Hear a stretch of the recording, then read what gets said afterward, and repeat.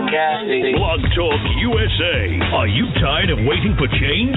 1012, and it gives me 1,250 feet. Texas. Announced the arrival of their flight from Los Angeles and Chicago.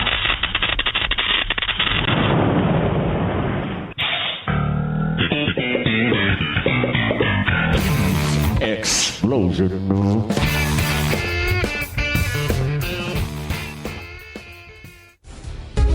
In Florida right now, the Republican candidates are heading into a climactic contest, and one of the most coveted prizes in presidential politics is on the line. If we win Florida, believe me, it's over. It's a big state battle that could change everything. It always comes down to Florida. Tonight, the last GOP debate before a pivotal primary night, including the winner-take-all votes in Florida and Ohio. Who likes me in this room?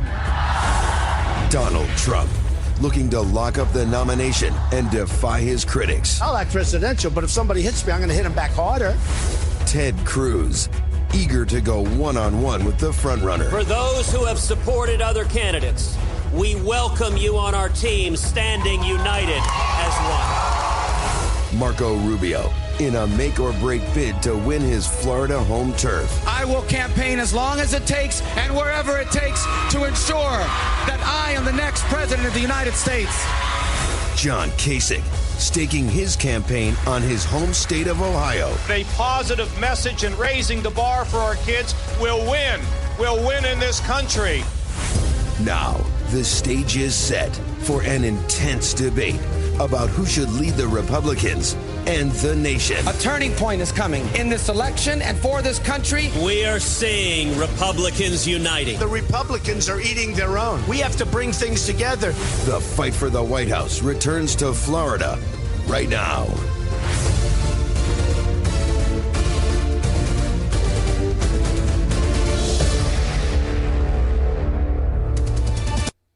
And good Friday morning, everyone. I am Richard Zombek, the Z in TNZ Talk. I am joined today by, as I am every day, by my co-host Tony Tripiano. That was obviously the intro to the Republican debate yesterday. Ominous. Tony? Ominous in many ways. You know, it was interesting as we were watching the debate and following social media. Both sides of the aisle were disappointed by the performance for very radically different reasons. But people have become to expect the circus and theatrics that is GOP politics. They were not served a plate of yuck or yuck. And very disappointed. Now, listen, I'll say this. They may have acted like adults. They didn't answer like adults.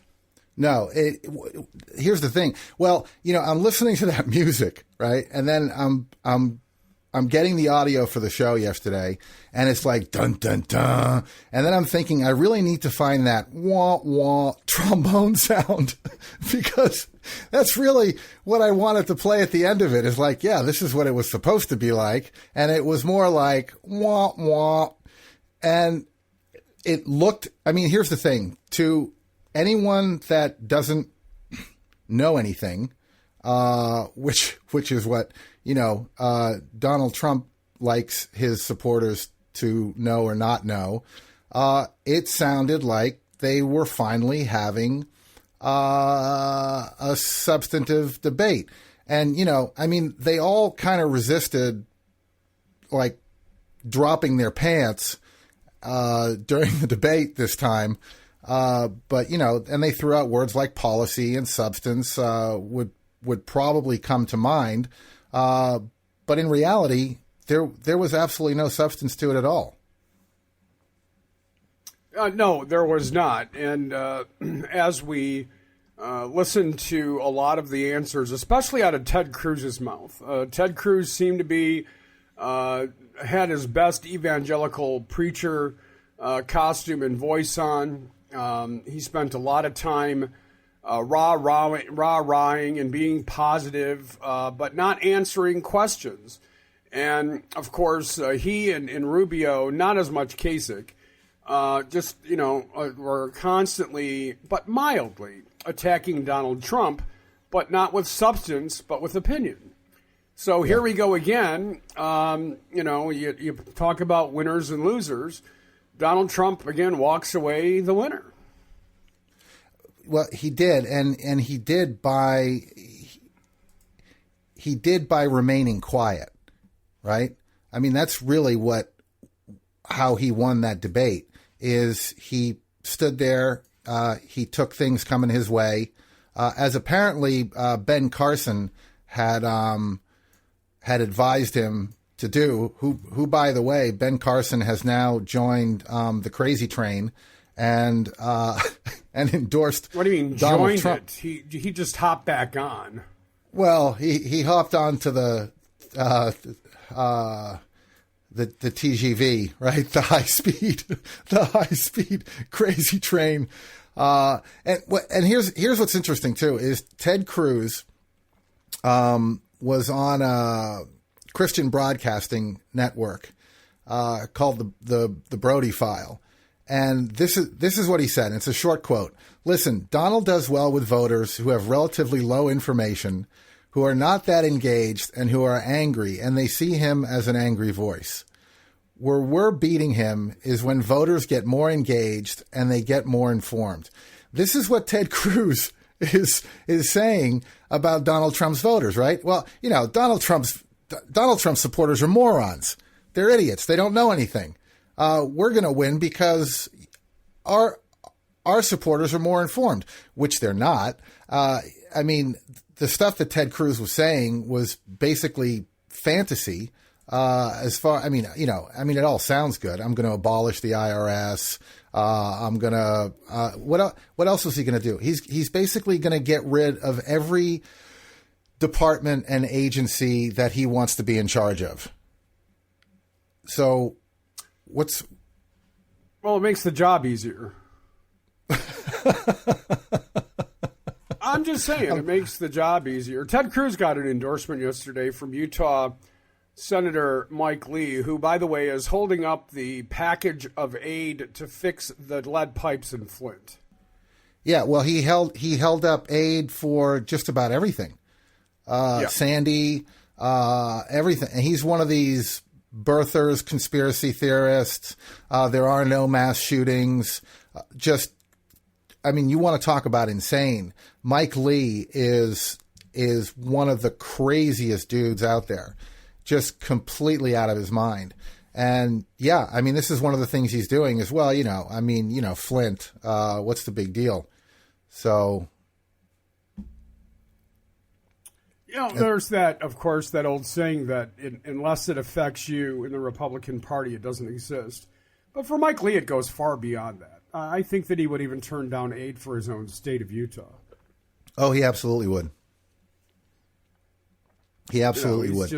He's just that kind of fella, because the federal government has no purpose and certainly no responsibility to send aids to the states. By the way, we should probably mention that states send money to the federal government. Some states are donor states, others are not. Michigan is a donor state, so maybe they should get some of that money back. Well, and when you talk about that, there was a scene in The West Wing about that, right? Is about donor states and about aid to other states, where Sheen, who plays the president at the time, looks at his opponent on stage and said, we gave you this, we gave you this, we gave you this, which other states also gave you. We want it back. And this is exactly the kind of, there's not a lot of attention paid to Mike Lee because he's kind of a background kind of guy. He supports Ted Cruz, which kind of makes him scary. And you're right. What you said about Ted Cruz was a lot of pontificating, almost every utterance during the debate last night was factually incorrect and basically if not very difficult to do, nearly impossible to do. I mean, Cruz wants to basically destroy Social Security to quote unquote save it, right? And to allowing younger workers to put their Social Security into personal accounts, and without even addressing the volatility that creates in a real market.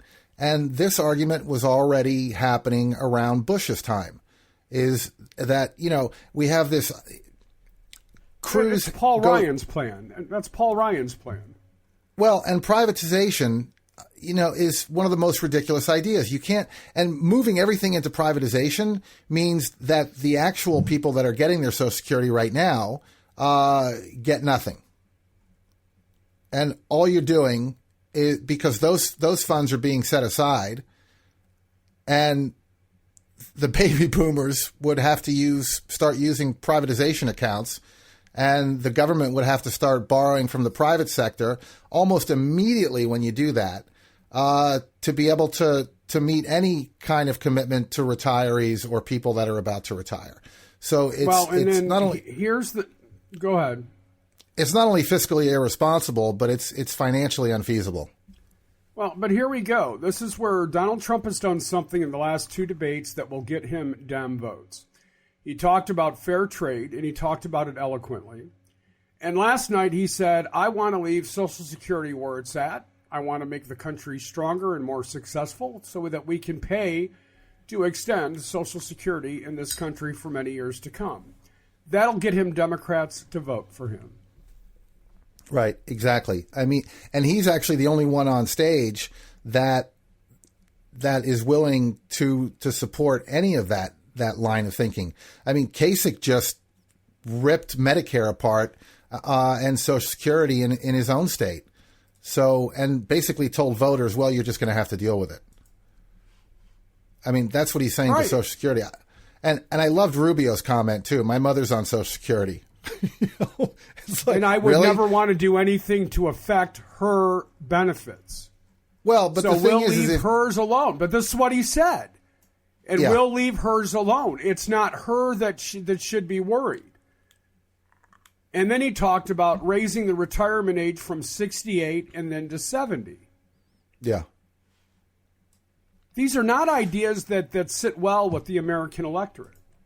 Well, and if you're a white collar guy, that might sound acceptable. But if you're out breaking your back every day working, and you're told that 65 isn't the cutoff anymore, that you got to start looking at 70. I mean, if you've done physical labor all your life, how much time do you really have at 70 years old? Well, but Z, it goes beyond that. If you're a white collar guy and you're 62 years old, you're not going to get another promotion. You're going to be stuck in the same job for another 8 years. Stop and think about that.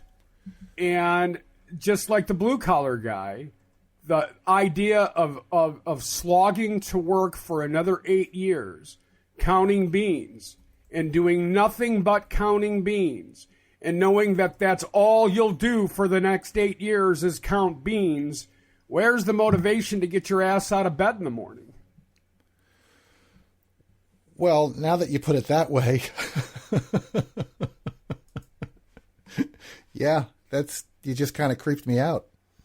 Yeah, but that's the reality. Listen, when my father-in-law retired, and he retired before he was 65 because he had enough years in, and not everybody would have to work to 70. A lot of jobs, it's about the number of years you worked, not necessarily your age.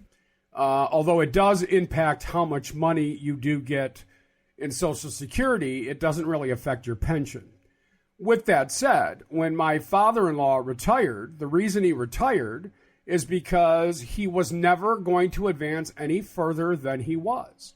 So why work, and for him it would have been another 4 years, doing the same thing, getting up the same time every day, going to lunch the same time every day for the exact amount of time every day, coming back from lunch, doing the same job all afternoon, coming home and doing the exact same thing the very next day. Where's the motivation to do that?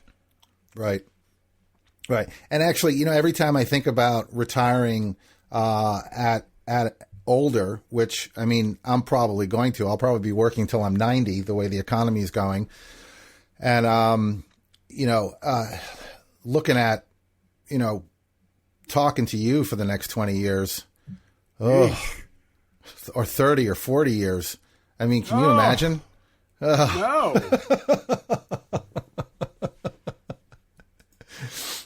Notice only one of us is laughing. Thank you. Thanks a lot. Just the prospect of that alone. Here's the thing, right, is I think this is what I think about, right? When I was working in Europe, I was working in Switzerland, and I was working at a supermarket, and I was stocking shelves. And there was a guy that worked there stocking shelves too, and he was an Italian immigrant. And if you know anything about Switzerland, if you're not Swiss, you don't really get very far unless you've been there for 2 or 3 centuries. Your family has. So this guy was working stocking shelves, and he retired at 62 or 65 years old, and he had saved his money for most of his life to buy an RV and to travel around Europe with his wife. And he did that. He retired. And a month later, he was out traveling around. He was in Italy or France or somewhere, and he was pulled over, and he was out on his lawn chair, and he was cracking a beer, and a car careened off of the road and killed him. And that was like a month and a half into retirement. So why are you telling us this? Because when I think about retiring at 70 years old, that's what I think about. Oh, finally I can retire, and then I'm going to get hit by a bus taking a walk that I finally had time for, because I haven't been able to walk in the last 20 years because I have no time. Well, I don't think about retirement because I don't think I'll actually ever do it. So I just, my mind never, ever, ever goes there. I never think, oh, well, when I finally retire, I want to do this or I want to do that, because I don't ever think about it. Yeah. One of the plagues of being self-employed my entire adult life is that, I don't have a lot of things people that have real jobs have. With that said, let's get back to the debate before I get really depressed and have to leave early today.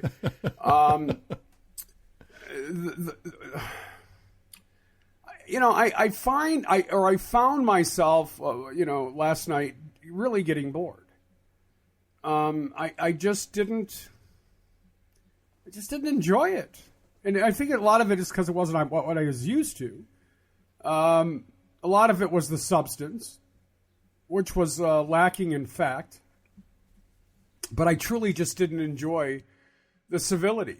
As much as I've called for it, I never thought I'd get it. And when I did, I was disappointed by it. Does that make me normal or abnormal? Well, here's kind of the way I look at it, right? Is you had this penis size, comparing, screaming, yelling, interrupting, insulting, basically schoolyard, maybe some schoolyards, but, schoolyard antics of basically children.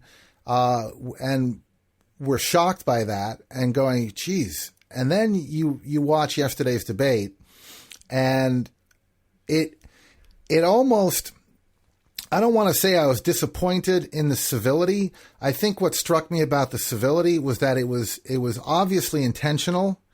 It was forced, and the subtext, while they appeared civil and genuine, and we can look at that if we don't know the issues and say, well, this was very substantive. They were discussing policy and topics like Social Security and trade, and they used their quote unquote inside voices for all that, but the things that they were saying, said quietly and calmly, almost had a creepier effect, right? I don't know if you've ever watched that show Dexter about the serial killer, but watching him carve up a body very calmly and methodically is exactly, but is a lot like what I felt like I was watching yesterday.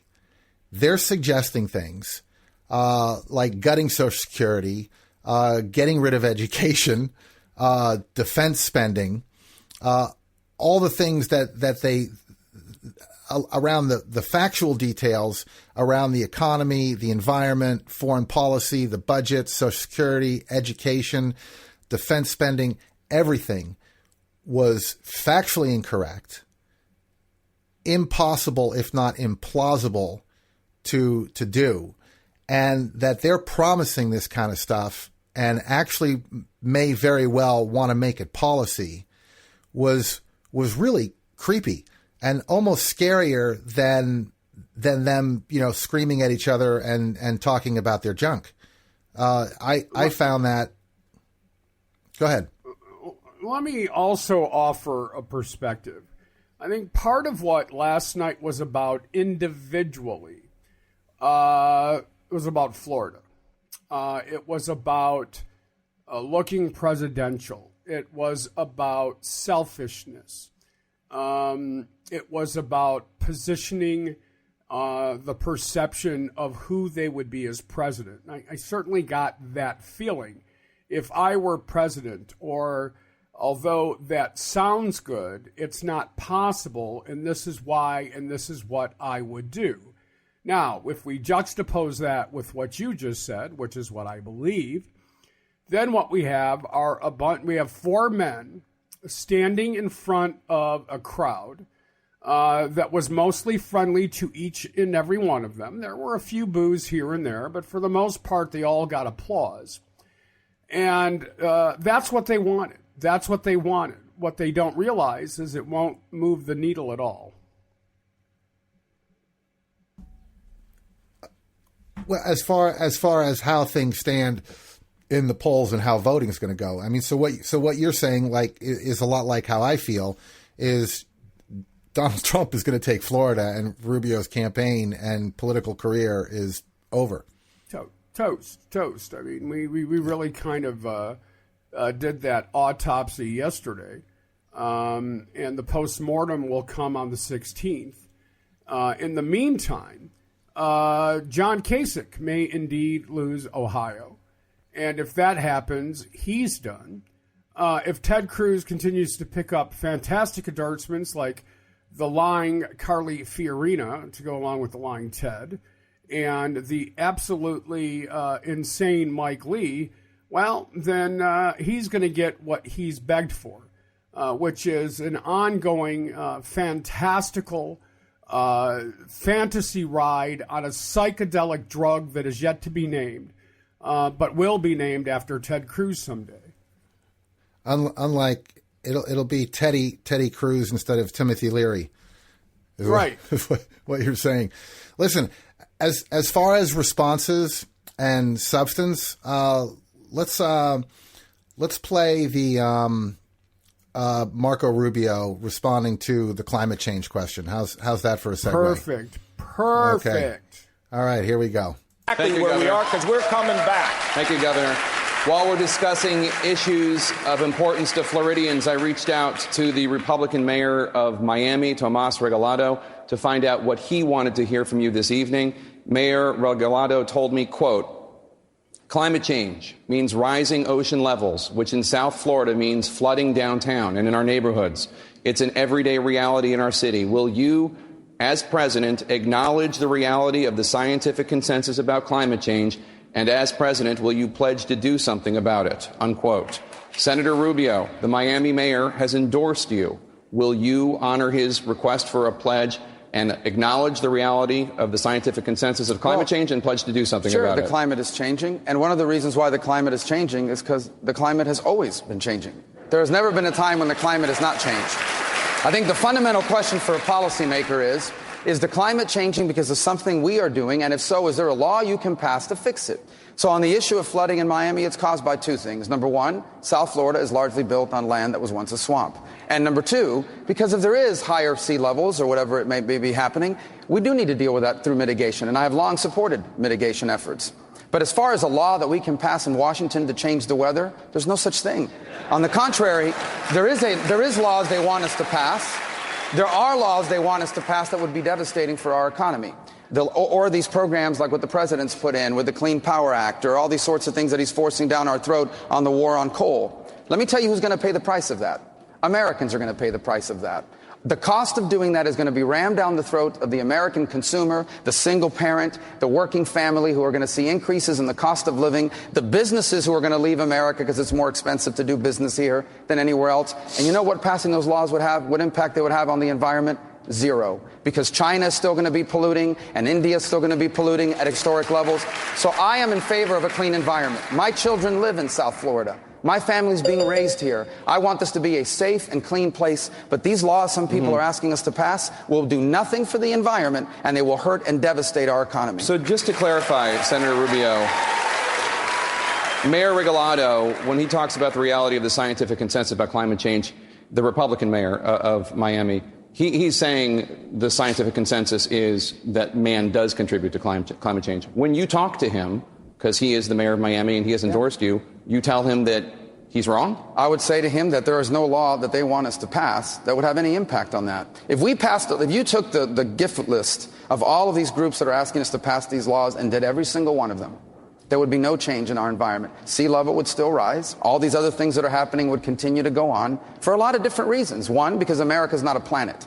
It's a country. And number two, because these other countries like India and China are more than making up in carbon emission for whatever we could possibly cut. Here's what he will immediately, Mayor Regalado is a great mayor and a good friend, but here's what he's immediately going to start hearing from. He will immediately start hearing from families in South Florida who are barely making it by, and now their electric bill went up $20 or $30 a month. Because we've just made it more expensive to generate power. Thank you, Senator. That cost will be passed on to working families. I am not going to destroy the U.S. economy for a law that will do nothing for our environment. Governor Kasich. So basically, he's a climate denier. Well, and here's the thing, is that rebuttal was on a position that literally no one has. I mean, he's completely alone in this. I mean, aside from the other four on stage, and then to say that there's no law we could pass that would have an impact on that is completely and totally false. Yeah, but keep in mind the audience applauded when he said that. Well, yeah, because they're looking. They thought it was like a nifty line to use when they're arguing with their liberal friends. That and America isn't a planet; it's a country. I mean, this kind of attitude really infuriates me, and there are a couple of reasons why. Is one, there's a substantial amount of proof that even if the climate weren't changing due to carbon emissions, everything that we would do, or anything that we would do to prevent those carbon emissions, would create jobs, a cleaner environment, a better planet, and a larger and broader economy. And you have grandkids or a grandkid, and would $30 a month, like Rubio alludes to save the planet for them, really piss you off that much? Well, obviously, you know where I stand on that. If that were even the case, I mean, I'm sorry, solar and wind, free, absolutely free. There's no digging for it. There's no processing it. There's no burning it. There's no hauling it in trucks. It's just there. And, I mean, there are entire counties in New Hampshire and entire cities in Vermont that are completely off the conventional grid and completely on solar, wind, and hydro. And guess what? Guess what their electric bills are looking like, Tony? I have a friend who went solar. He went from $185 a month on his electric bill to $60. Well, a lot of people have been able to sell energy back to the energy companies. Right back into the grid, because essentially there's no way to store it, right? Is that if you have your own solar panels on your roof, right now there's no cost-effective way to store that energy. Whereas if you put it back onto the grid and sell it back to the grid, it's being used in real time and constantly and consistently. So, I mean, there's a way to do this. And the fact that they're not doing it and they're continuing, and in his own state, right? I mean, sea levels are rising. So, sea levels are rising. And he's saying, well, it's because Florida was built on a swamp. I mean, well, but natural disasters. I mean, that in and of itself are increasing because of climate change. Florida is the number one state for natural disasters. Jeb Bush, when he was a failed candidate for the presidency, talked often about having to manage those disasters. Is Marco Rubio not aware that he lives there? Well, maybe he doesn't live there anymore. And that these things are happening all around him. Does that not affect him?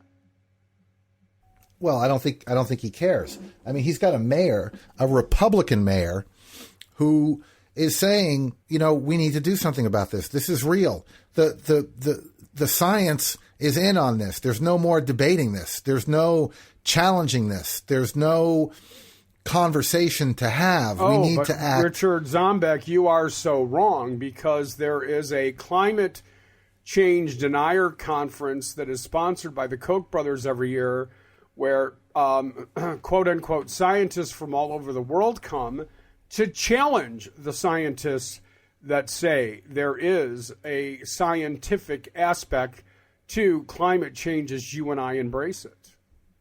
Right. And actually, a couple of those scientists have actually come out and said that they were paid to lie. And I'm going to need to find that article to back me up. I believe you. For those that are listening that don't, that might be important to have. But at the end of the day, Marco Rubio stepped in it, number one. Number two, don't be surprised if over the next day or so, the mayor of Miami disavows his endorsement of Marco Rubio. The question was pretty clear. Will you, as president, embrace the idea of scientific climate change? Marco Rubio said no. For the sake of time, Donald Trump said Islam hates us. Islam. You and I briefly talked about that yesterday, but it came up in the CNN debate last night. Let's, if we can, Z, listen to what Donald Trump said when he sat with Anderson Cooper and talked about Islam hating us. It's not very long. Do you think Islam is at war with the West? I think Islam hates us. There's something there that there's a tremendous hatred there. There's a tremendous hatred. We have to get to the bottom of it. There is an unbelievable hatred of us. In Islam itself? You're going to have to figure that out, okay? You'll get another Pulitzer, right? But you're going to have to figure that out. But there is a tremendous hatred. And we have to be very vigilant. We have to be very careful. And we can't allow people coming into this country who have this hatred of the United States. I guess the question is... And of people that are not Muslim. I guess the question is there a war between the West and radical Islam, or is there a war between the West and Islam itself? It's radical, but it's very hard to define. It's very hard to separate because you don't know who's who. All right. Well, there is actually some truth to the last part of that statement. I mean, we have to agree on that. Beyond that, it's some Muslims in the radical sect of Islam that hate us, not Islam itself. We determined that, of course, yesterday. But during the debate, he doubled down on that. Now, Marco Rubio's response to that, Z, was interesting, as was Ted Cruz's. You can say what you want, or as one of them said, and I believe it was Marco Rubio, You can say what other people wish they could say, but it doesn't make it. It may be politically correct, but it doesn't make it correct. That was a big applause line. Yeah, and it was Rubio who said that. Right. That and here's what's interesting too is that Trump said that earlier yesterday or the day before with Anderson Cooper. Also, a black guy was punched by one of Trump's supporters, cold-cocked, sucker punched during an event. A Breitbart female journalist was manhandled by one of Trump's... His campaign manager, Corey Lewandowski. Right, by his campaign manager. And before the debates, Reince Priebus comes out on stage to calm the crowd down and says, "We are the party of equality." That was beautiful. And that was on a day that a black guy got sucker punched by one of and actually said, "If I see the guy again, I'll kill him." Yeah, the guy that did the punching. Yeah. Not Corey and not Donald No. Trump. The guy who did the punching. And and of course, Trump takes no responsibility for this. Now, here's the thing. I can see one incident and saying, look, this kind of stuff is going to happen. But he also goes on to say, look, it happens at Clinton campaigns. It happens at Sanders campaigns. There are people that come in, protesters. They're violent people. They have to be dealt with. And it's all BS. It's all, even people who have been at Trump rallies have said, I have never seen protesters attacking anyone. And, Trump is going to sit there and say, hey, listen, the protesters are coming in. They're attacking my supporters physically. They're big dudes. They're nasty dudes. And they need to be taken care of. I mean, he has said himself, that he wishes that he could do it, that he could punch somebody, especially as it comes to reporters. And we'll just let that speak for itself. By the way, there was this, and I know you've got some audio on this. There are some people that are saying that Obama has created the Trump phenomenon. President Obama hanging with the very dashing-looking Justin Trudeau yesterday. I got to tell you, that guy's a little stud. He is, dude. He is. I mean, if I swung from both sides of the plate, that dude's dreamy. Anyway, with that said, Obama was asked if he was to blame for Trump, and he finally responded. This is what he had to say. I have been blamed by Republicans for a lot of things, but being blamed for their primaries and who they're selecting for their party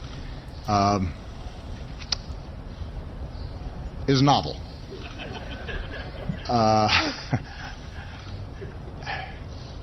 Look, I said at the State of the Union that one of my regrets is the degree to which polarization and the nasty tone of our politics has accelerated rather than waned over the course of the last 7.5 years. And I do all kinds of soul searching in terms of, are there things I can do better to make sure that we're unifying the country? But I also have to say, Margaret, that objectively, it's fair to say that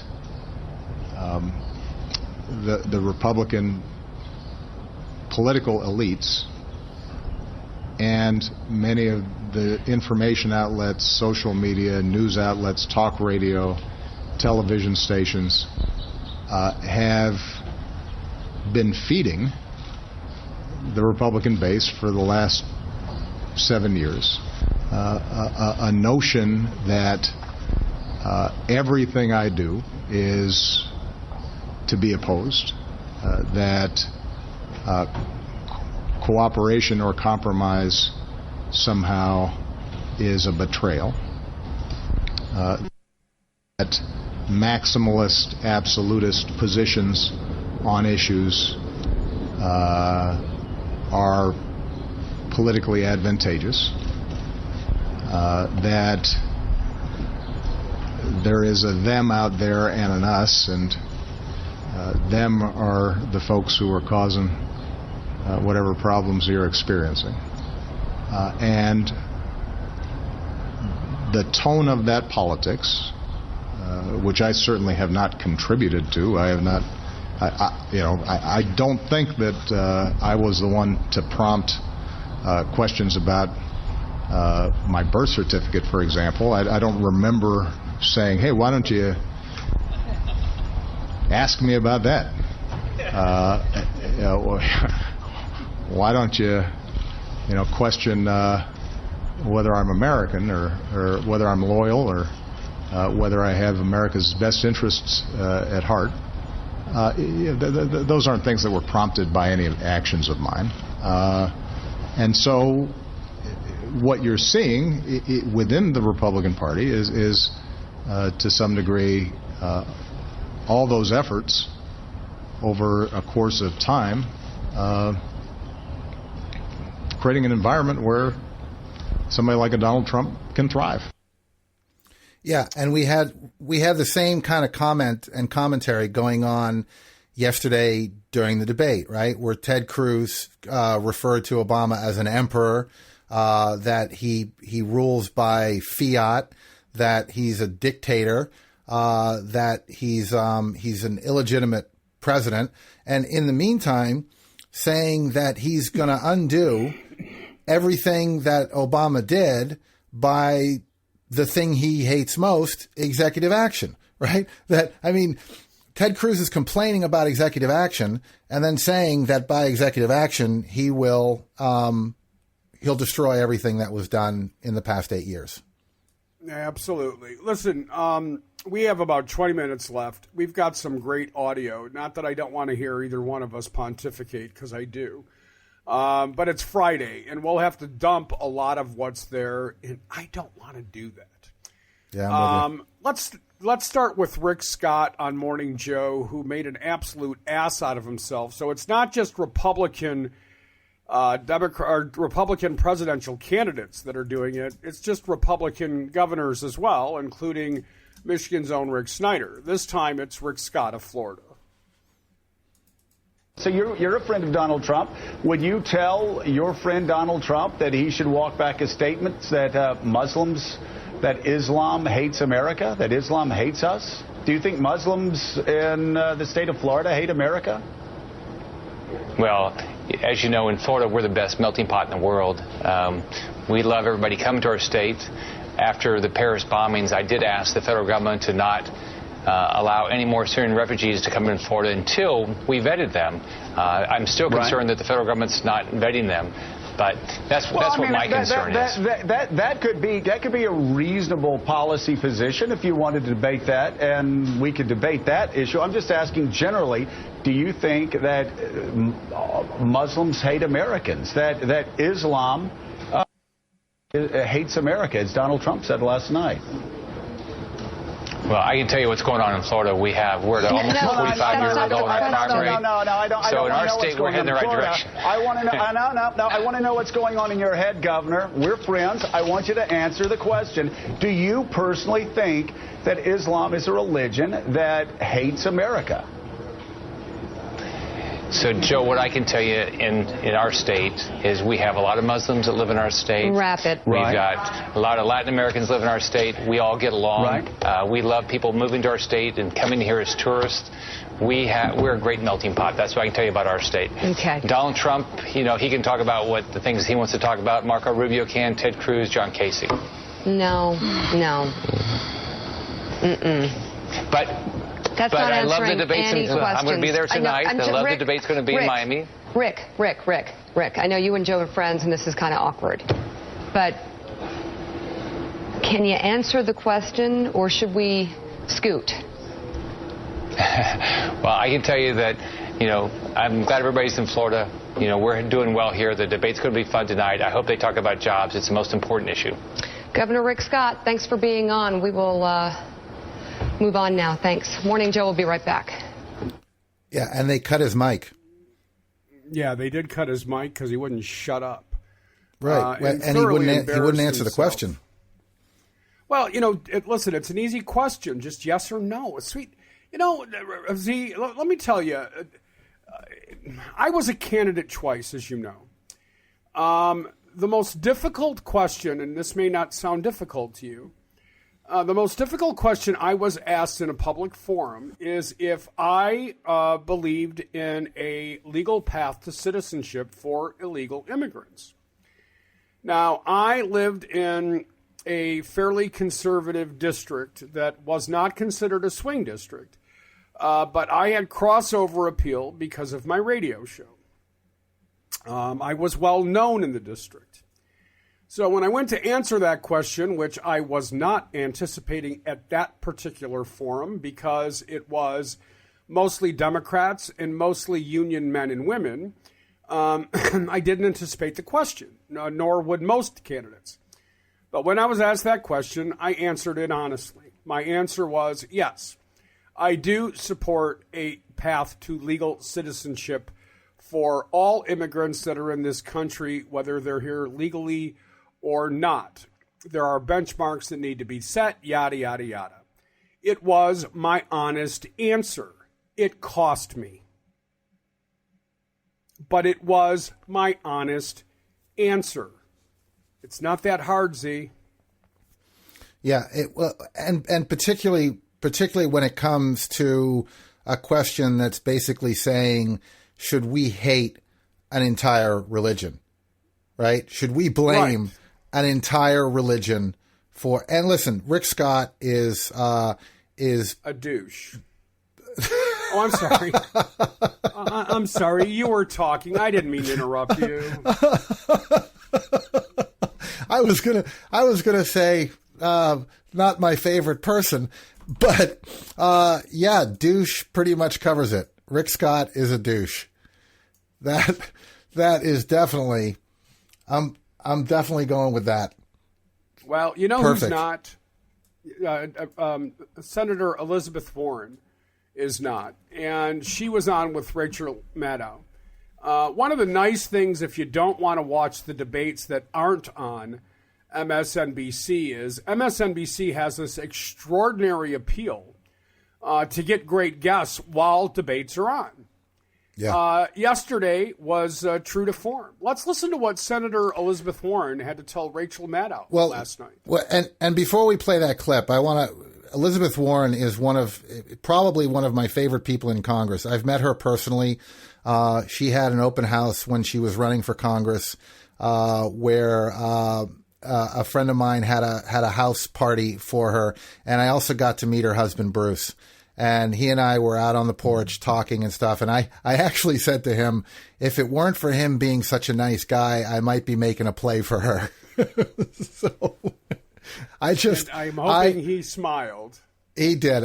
There is very little not to like about Elizabeth Warren. So here's the clip. It's a little long, but I really think it's well worth it. Oh, absolutely. Do your job. Vote for a Supreme Court nominee. Do your job. Vote on district court judges and circuit court judges. Do your job. Vote on ambassadors. Do your job. Vote on agency leaders and counterterrorism officials.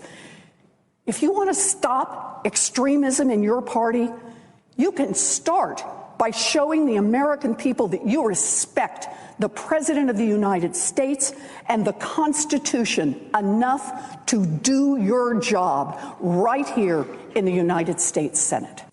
Massachusetts Senator Elizabeth Warren doing her job, picking a fight in Washington that connects the Republican Party's freak out over extremism in its own presidential race with the need to say no to extremism in governance, like, for example, refusing to even consider a nominee for a Supreme Court vacancy for a solid year. Senator Warren joins us now for the interview. Senator, I really appreciate you being here. It's really nice to have you here. Good to be here. You are known for big, impassioned speeches, but even for you, that was a barn burner. And I just have to ask you to spell it out for us here. What's the connection? What's the relationship you see between the Supreme Court seat being held vacant and the Republican Party basically cracking up over who's winning their primary? Okay, so look, what's the problem with the two guys they've got at the top right now, with Donald Trump and with Ted Cruz? These are both people who basically deny the legitimacy of their opponents. They go on the attack. They demean millions of Americans. And that's what identifies them as extremists, and why Republicans in the Senate are breaking apart over this. And yet, what have Republicans in the Senate been doing since the very day that Barack Obama was sworn in?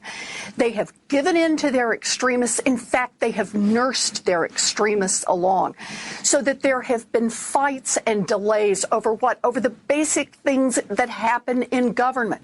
So the president tries to get his team out, starting in 2012, after he had been reelected by 5 million votes. We all come back, and the first thing that happens is the Republicans in the Senate want to shut it down. They don't want anybody to go forward to be the head of the NLRB. Why? Because they're trying to shut down the NLRB. They don't want anybody to be appointed to the head of the Consumer Financial Protection Bureau. Why? Because they don't want the Consumer Financial Protection Bureau to be able to function. They don't want a Secretary of Labor. They don't want anybody confirmed over the Environmental Protection Agency. They don't want the President of the United States to be able to fill any of the 3 vacancies then on the D.C. Circuit Court of Appeals, the second most important court in the United States. They want to leave dozens of ambassadors stranded. And what's this all about? It's not about a problem with a particular nominee. What they were trying to do was effectively deny the legitimacy of this president, try to shut down the government, try to keep it from functioning. So they did that. 7 years they did it. They fought and they fought and they fought. And now they got the biggest one of all. And that is a vacancy in the United States Supreme Court. And notwithstanding what it says in the Constitution, Article 2, Section 2, the president shall nominate with the advice and consent of the Senate. Notwithstanding that, notwithstanding the oath they took, they want to say, I don't care who you bring us. We are not going to hold hearings, and we are not going to hold a vote on anyone. In other words, no legitimacy for you, the President of the United States, no buying into the basic functioning of government. Well, all I can say is that's what constitutes extremism in the United States Senate.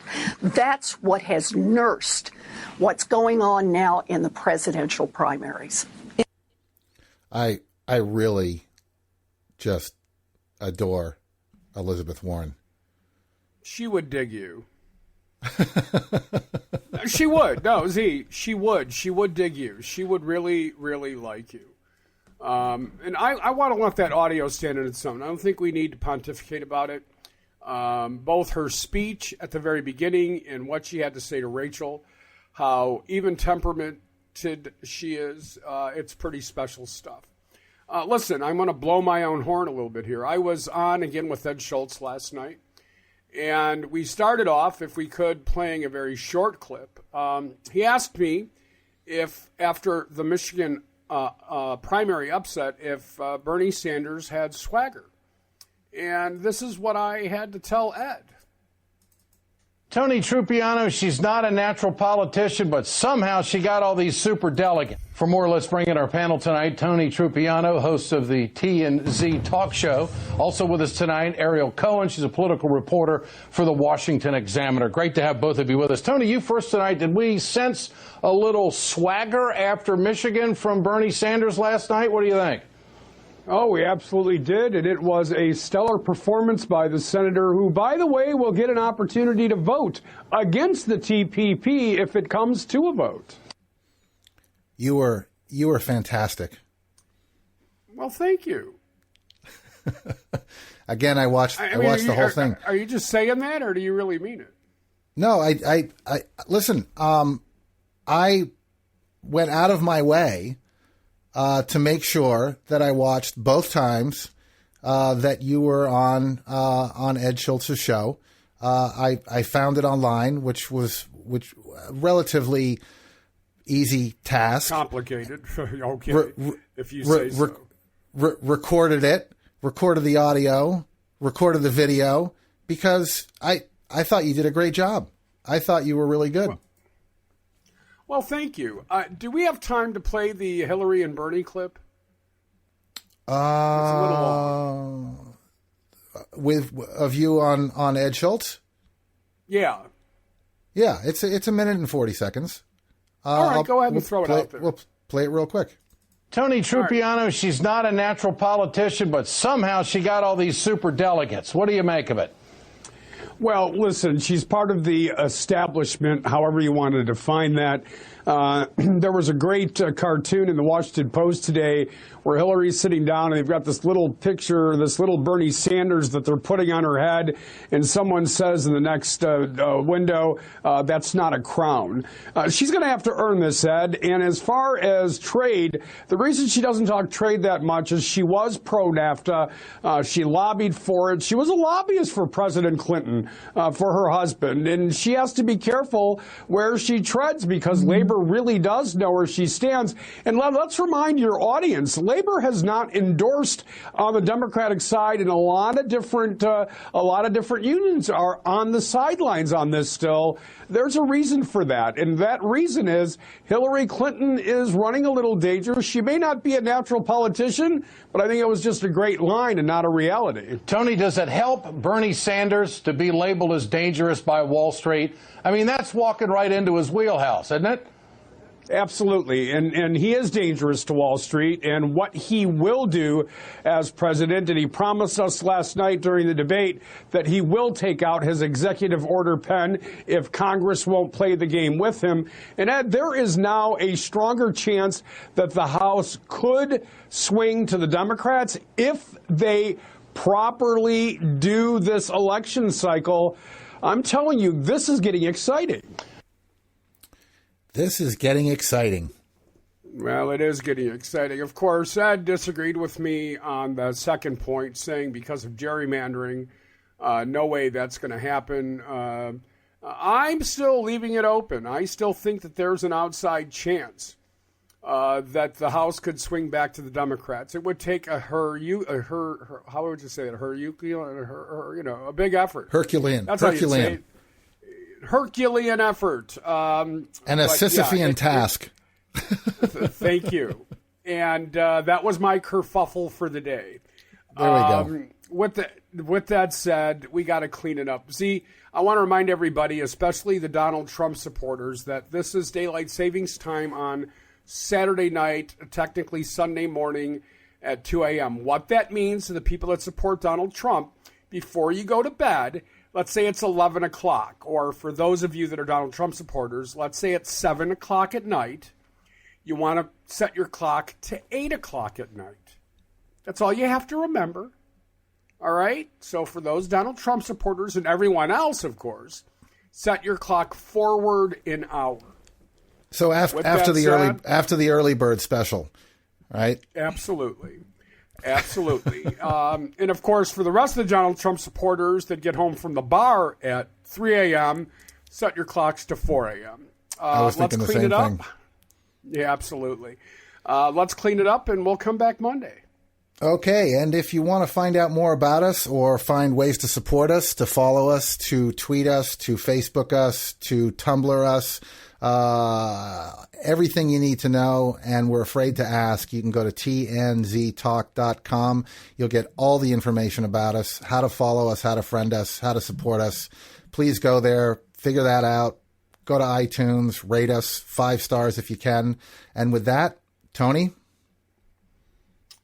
It's it. Rihanna, we love you. Thank you for listening each and every day. Ron Spikes at Blog Talk USA. You are the best. Call me this weekend. Let's try to talk things through.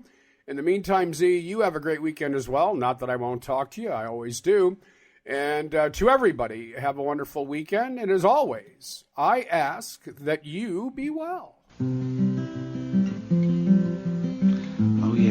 Can you feel it? Just over the credits, just riffing now. Words and chords. Not the poetry and the real thing, but not bad for an ad-lib. Not good, but...